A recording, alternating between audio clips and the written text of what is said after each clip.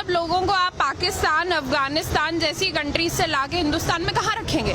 दिल्ली, बॉम्बे, भोपाल, जगह कहाँ है? उनको नौकरियां क्या देंगे? मुझे एक बात बताएं, आप में से किस किस के पास अच्छी नौकरी है?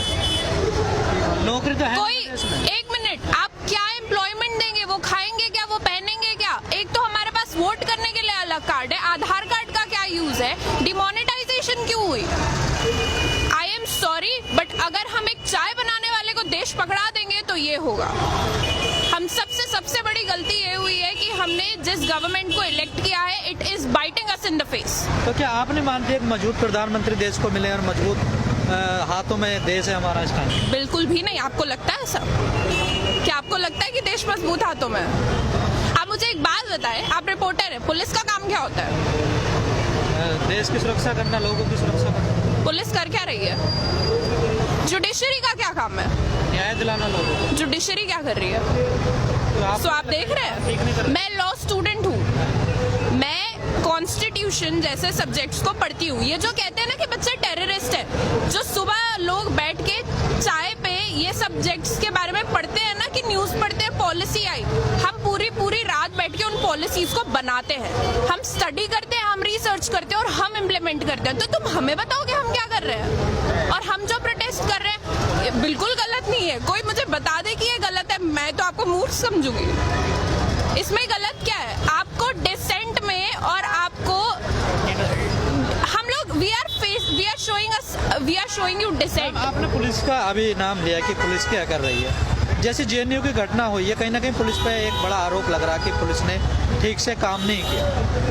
तो देखिए, मैं आपको एक बात बताती हूँ, my father is a police man, I am a Kashmiri, ठीक है? मुझे पता है पुलिस वाले का काम क्या है, because I have been raised by a police officer my self.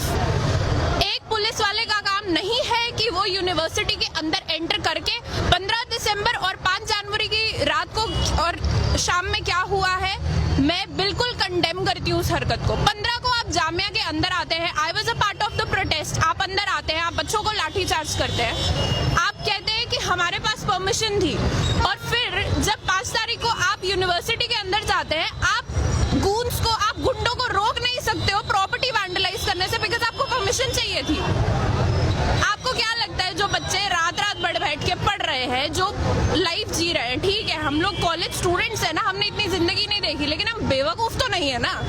आप हमारे मुंह पे आके हमको बता रहे हो, कितना और बेवकूफ बनाओगे जनता? लोग ये तो जानते हैं कि पुलिस तो सरकार के अंडर में होती है, और जैसे सरकार आदेश करेगी वैसे पुलिस काम करेगी। This is world war 3। सारी फोर्सेस एक बंदा कंट्रोल कर रहा है, जुडिशरी को एक बंदा कंट्रोल कर रहा है। This is world war 3।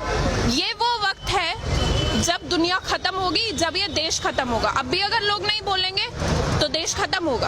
आप हिंदू मुसलमान को बांट रहे हो, this is the most sick thing one can do. नहीं, कहीं ना कहीं जो आप जो चीजें बीजेपी कर रही है, चाहे धारा 370 हो, 3 तलाक हो। मैं आपको एक बात बताती हूँ, मैंने कल रात में बैठ के बीजेपी का मैनिफेस्टो पढ़ा है। बीजेपी के मैनिफेस्टो में 13 चैप्टर है।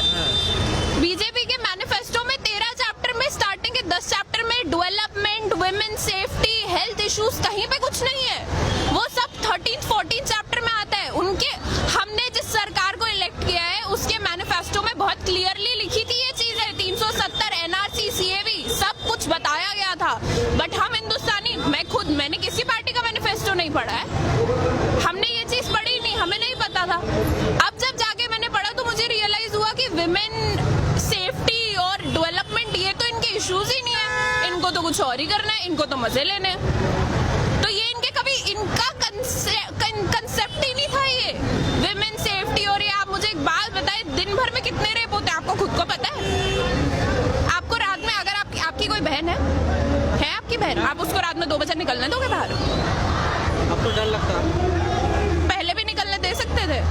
सरकार की बात छोड़ो, आप दे सकते हो रात में 2 बजे अपनी माँ को अकेले सड़क पे निकलने दोगे? मैं तो नहीं निकलने दूंगी। कोई नहीं निकलता। तो अब बताएं मुझे, किस देश में रह रहे हो?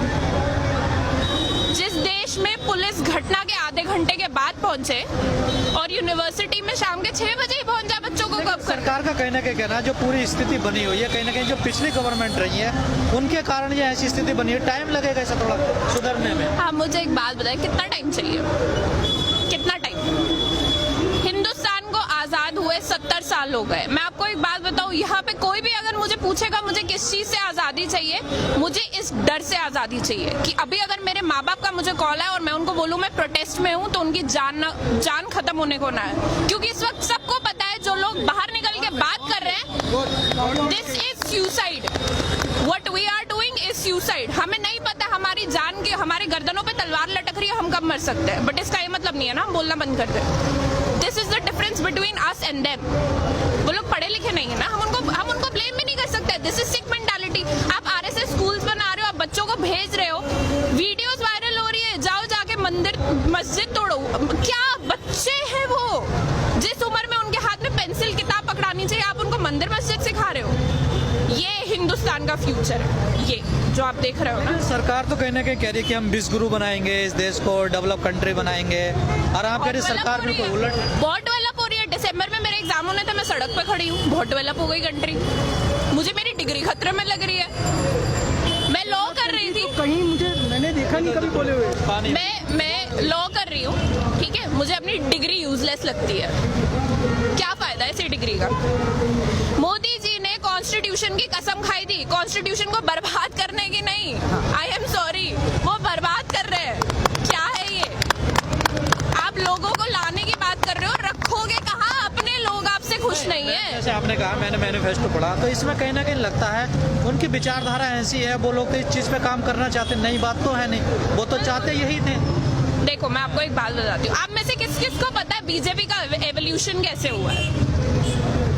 बीजेपी पार्टी बनी कैसे कि 70s के टाइम पे जब इमरजेंसी आई थी, तब एबीवीपी ग्रुप बनाया था अरुण जेटली सर ने, जब वो डीयू में एलएलबी कर रहे थे।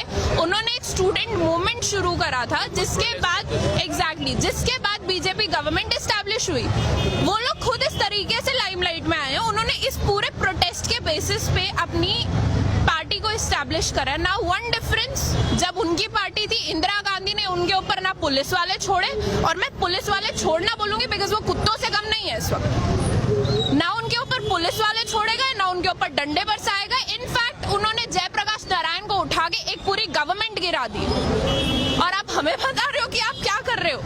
हमारे पास दिमाग है, हमारे पास एजुकेशन है, and that is our weapon, we use it. हम हेटरेड नहीं फैलाते हैं, हम पढ़ते हैं, we teach and we preach, this is what we do.